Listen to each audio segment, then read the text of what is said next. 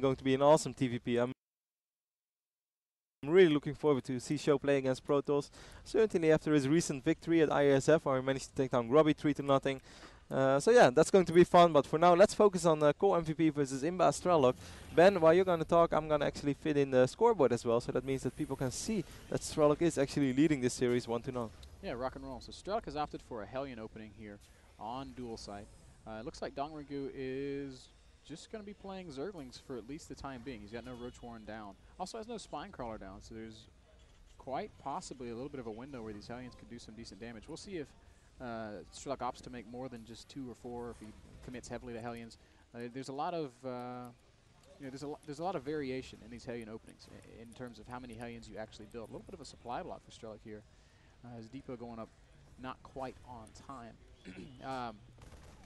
So Hellion expand here for Strelok. These first 2 are out just to get some map control, deny a little bit of Dongrigu's scouting. Still no Roach Warren or Spinecrawler down for DRG, so he's going to defend these Hellions with pure Zergling. He's making quite a few Zerglings right now though, 14 links on the way. We're going to have 4 Hellions for Strelok. I'm very curious to see if he's going to actually go for 6 or even 8 Hellions, which would be a little bit uncharacteristic. I don't see him doing that all that often. I think 4 Hellions is probably where he's going to call it quits.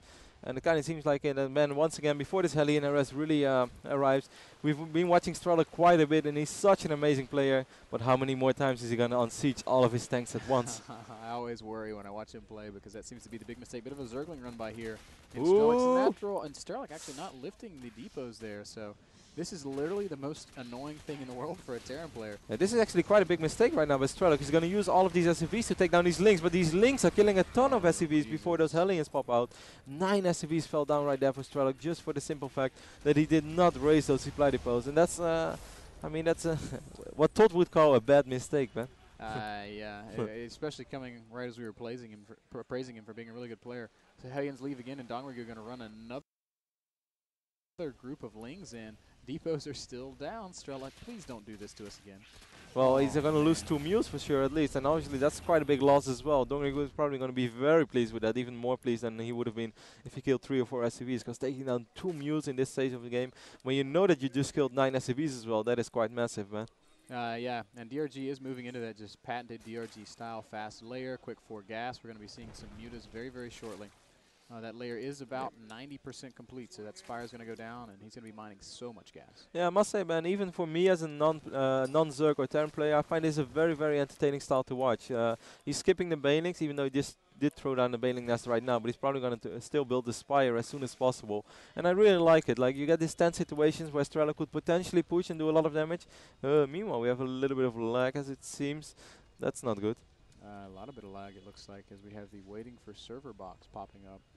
I'm just looking around the room to see if there are other internet issues on the PCs in front of us, and I'm not really sure. So a lot of people seem really fine besides us, and I'm kind of worried as well. We are actually sitting on the other sides of the screen. That is obviously not good, so I'm going to switch the camera to us right now, and I'm going to wait for any words of our potential admins. Yeah. If anything is coming in right now, that is quite bad. That's very unfortunate as well, because I was looking forward to see how this game was going to evolve. Obviously, things were shaping up. Really good-looking situation for Dongringu. Yeah. Who's of course just miles ahead right now. Like literally, this is the kind of game where a player like Dongringu, it's virtually impossible for him to lose from that spot. Kills 10 SCVs really, really early. Gets complete map control on an uncontested layer. We've got no internet at all on our PCs right now. I wonder if our stream's even going out.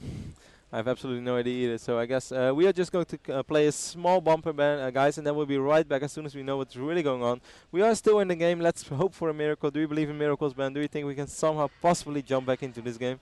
I don't know. At least not on my PC. I'm still in. So, well, we'll see. We'll run that bumper and get an update for you guys as soon as we possibly can. All right, guys. Apologies, and we'll try to be back as soon as possible.